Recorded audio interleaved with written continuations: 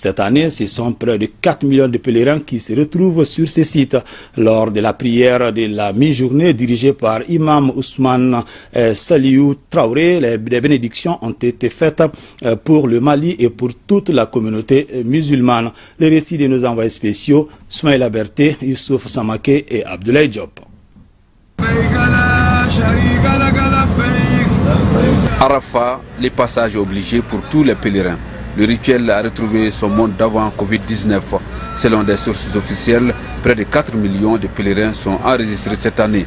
La mobilisation au pied et sur le sommet du mont Arafat en est la parfaite illustration.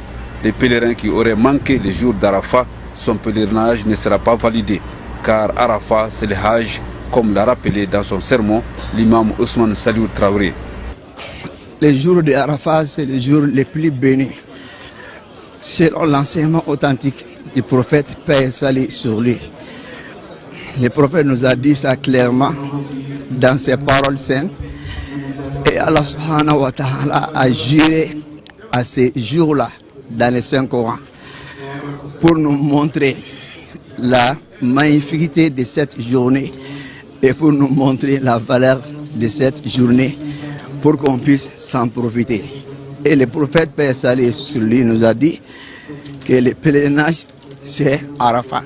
Cela veut dire celui qui rate les jours d'Arafat et celui qui rate les stationnements dans la zone de Arafat, c'est comme s'il n'a pas fait le pèlerinage.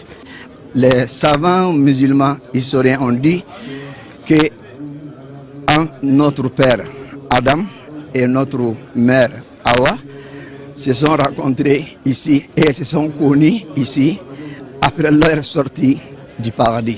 Donc pour cela que la zone a été appelée communément zone de Arafat et tous les messagers d'Allah ont fait les passages ici. Nul doute, si Arafat est reçu, le pèlerinage l'est également et ces pèlerins sont fiers d'y avoir participé. C'est vraiment quelque chose d'exceptionnel à vivre pour tous les musulmans. Ça m'a donné même la chair de poule aujourd'hui et vu tout ce qui a été dit par l'imam Soli Traoré et toutes les bénédictions et toutes les incantations qui ont été faites à l'endroit de nous-mêmes d'abord, de nos familles, ainsi qu'au niveau de tous les pays entiers. Après l'étape d'Arafat, les pèlerins vont se diriger vers la stèle de la lapidation du Satan, un autre rituel qui a aussi ses portées historiques et spirituelles.